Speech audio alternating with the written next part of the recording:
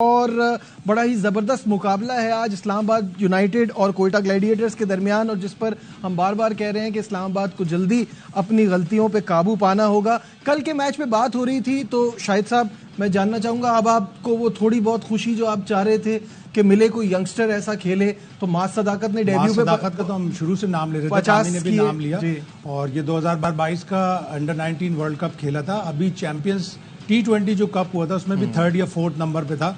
अपनी बैटिंग से, अपनी बॉलिंग से इसने काफ़ी इम्प्रूव और काफ़ी इम्प्रेस किया था। तो इस तरह के लड़के आएंगे तो पाकिस्तान सुपर लीग का बड़ा फायदा होगा। जी बिल्कुल, और कल अच्छी बात ये थी और बाबर आजम ने भी इस बात को एक्सेप्ट किया, एक्नॉलेज किया कि उन्होंने दबाव उन पे से भी कम किया। एक इस तरह का पार्टनर मिल जाए, 3 आउट होने पे एक यंगस्टर जाता है और इस तरह की इनिंग्स खेलता है तो बड़ी बात है। उसका टेम्परामेंट शो करता है, उसकी क्वालिटी बताती है कि उसने कोई मतलब प्रेशर नहीं लिया। रन आउट होते होते एक दफ़ा वो बचा, लेकिन उसने बड़े अच्छे शॉट खेले। स्पेशली उसने जो शॉर्ट पिच बॉलों पे शॉट खेले ना, वो बड़े आउट। बाबर आजम का क्या कहना था, आइए आपको वो दिखाते हैं। पिच देखी तो उसमें मैनेजमेंट का और हमारा ये प्लान था कि हम एक और फास्ट बॉल के साथ जा सकते हैं। स्टार्ट अच्छा हुआ और उसके बाद फिर हमने उसको जो मोमेंटम को कंटिन्यू रखा बॉलिंग में। अर्ली विकेट लेते हैं तो प्रेशर होता है दूसरी टीम पे, और उसमें यही था कि हम जितना कम से कम में स्ट्रिक करें। मेरी और मैच की पार्टनरशिप लगी। मैं शारीरिक जो क्राइटेरिया था उस टाइम पे, जो प्रेशर था जो इस्लामाबाद के बॉलर्स पे उसने चार्ज किया, उस पर जो पार्टनरशिप बनी वो मेरे लिए काफ़ी कॉन्फिडेंस आया जिस तरह उसने इनिंग्स बिल्ड किया आउटस्टैंडिंग पे। पासित भाई क्या कहेंगे मास की परफॉर्मेंस और जो बाबर ने कहा? बेसिकली है तो ओपनर, और जो अभी शायद भाई बात करें ना, पुल वगैरह बड़े अच्छे मारे, तो ओपनर्स के पास क्वालिटी होती है, कट पुल होते हैं, लेकिन जो उसका टेम्परामेंट था ना वो बहुत अच्छा था। पहला मैच और बॉलिंग फ्रेंडली पिच पे जिस वे में उसने बैटिंग करी तो उसने बिल्कुल ही साइड में कर दिया बाबर आजम को। बाबर अपने हिसाब से खेला कि जो मैच चेंज करा ना वो मास सदाकत।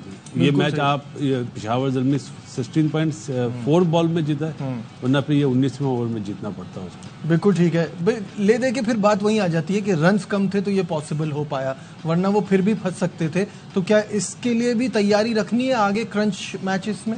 डेफिनेटली सोचना पड़ेगा पेशावर ज़ल्मी की मैनेजमेंट को, बाबर को भी और सब प्लेयरों को भी। जहाँ पे हम ओवर 170 हुए रन्स, तो वहाँ पे हम लोगों ने कैसे चेज करने हैं। एक मैच खेला ज़ल्मी ने जिसमें 200 प्लस रन्स किए हैं, उसके अलावा आप देख लें चेज में भी 140-150 के अंदर ही चेज किए हैं। जिस मैच में बारी आई है पहले उसमें भी मेरे ख्याल से इतने ही बना सके हैं। तो ये एक थोड़ा सा कंसर्न है पेशावर ज़ल्मी के लिए कि वहाँ पे थोड़ा आके ना अंडर प्रेशर बैटिंग लाइनअप नज़र आ जाती है। और लेकिन कल जैसे गुड साइन है, लेकिन आप स्टिल देखें कि इतना टोटल था, 3 आउट हो गए। वैसे माज ने जैसे बैटिंग की है, मैच बिल्कुल ही अपनी तरफ ले आया। अगर वो रन आउट वहाँ पे हो जाता तो और मुश्किल हो जाना था, इतना ईजी नहीं था। क्योंकि यहाँ पे आप देखें 5 ओपनर अभी भी इस टीम में है। तो समद पाकिस्तान टीम में वाइल्ड कार्ड की एंट्री से लेके आए हैं, विदाउट स्पिनर आप खेल रहे हैं, 5 आप ऑप्शन दूसरी टीमों को बता रहे हैं। बॉलिंग में T20 में आपको कॉम्प्रोमाइज़ नहीं करना पड़ता, वो स्पेशलिस्ट 5 करने पड़ते हैं। छठा हुसैन तलल या साइम अयूब को यूज़ करना पड़ेगा। ठीक है, बासित भाई कुछ ऐड करना चाह रहे थे आप? मैं ऐड ये करना चाह रहा था कि इन्होंने मिचेल ओवन से ओपन कराया जी, तो व्हाई नॉट हारिस? हाँ, हो भी सकता है, हारिस पहले भी कर चुका है। एक वक्त आएगा टीमों में 11 ओपनर खेल रहे होंगे तो किसको कहाँ खिलाए? मेरे ख्याल से मिच ओवन का अच्छी ऑप्शन है, क्योंकि हारिस खेलता हुआ आ रहा है। ज़ल्मी में लास्ट ईयर भी 3-4 पे खेलता हुआ, उसको वहाँ पे खिलाता है। बट वो ओपन भी कर चुका है ना, कर सकता है, ऐसा तो नहीं है। पाकिस्तान टीम में भी 3-4 पे ही खेला है। ठीक है, आप देखें जो अफगानिस्तान वाली सीरीज वहाँ पे सिर्फ उसने ओपन की है, डोमेस्टिक में भी इसी नंबर पे, चैंपियंस कप में भी इसी नंबर पे, और पेशावर ज़ल्मी के लिए भी उसने 3-4 पे ही परफॉर्मेंस दी हुई है। तो मेरे ख्याल से वो अपना मिड ऑर्डर थोड़ा स्ट्रॉन्ग रखना चाहता है कि आउट भी हो। हसीबुल्लाह 4 नंबर पे खेल रहा था। अच्छा, और दूसरा इन्हीं को आगे पीछे कर रहे हैं। लेकिन ये पहले इनके लिए पहले भी कर चुका है ओपन हारिस, और प्रॉब्लम ये है कि मिडिल ऑर्डर स्ट्रॉन्ग करने की तो बात कर रहे हैं, लेकिन हारिस को भी अपनी जिम्मेदारी समझनी होगी ना। आप एक ही तरीके से हर वक्त थोड़ी खेल सकते।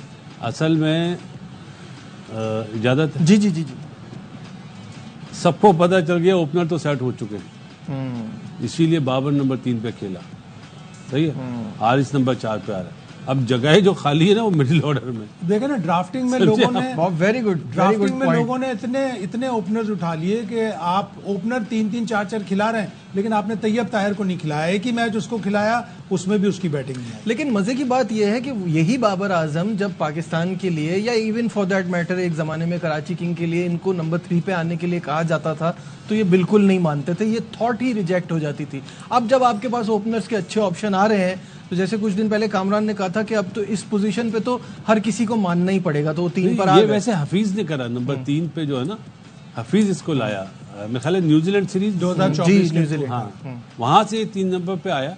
और अभी तो जैसे कामी ने बात बोली थी, जब फॉर्म अच्छी नहीं होती तो बंदा हर नंबर पे खेलने को तैयार हो जाता है। एडजस्टमेंट जो है वो फिर आ जाती है। हर कोई यूनुस खान नहीं बन सकता कि वो एक प्राइड के साथ फॉर्म आए या ना आए वो अपना नंबर नहीं छोड़ते थे, कहते नहीं थे। शुरू में नंबर 6 पे खेले हैं, जब 3 पे आए हैं तो उस पे कोई कॉम्प्रोमाइज नहीं। No night watchman. एक बार किसी हमारे कोच ने पूछा था, उसको डांट पड़ गई थी, दोबारा ना पूछिएगा। तो ये देखिए, ये शो करता है कि आप कितने टेम्परामेंटली कितने स्ट्रांग मेंटली कितने स्ट्रांग है, गेम अवेयरनेस कितनी है कि प्रेशर में नहीं रखना। इंजमामुल हक का